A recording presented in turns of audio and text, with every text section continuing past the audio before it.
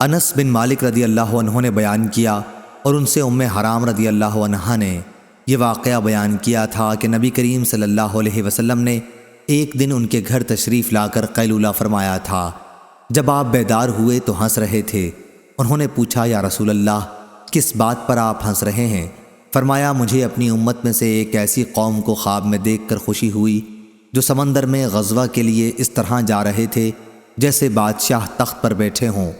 میں نے عرض کیا یا رسول اللہ اللہ سے دعا کیجئے کہ مجھے بھی ان میں سے کر دے۔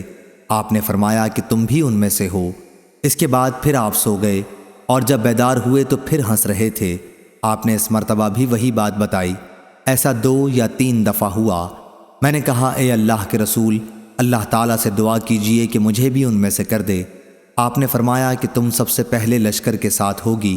وہ حضرت عبادہ بن صامت رضی اللہ عنہ کے نکاح میں تھیں اور وہ ان کو اسلام کے سب سے پہلے پہری بیڑے کے ساتھ غزوہ میں لے گئے۔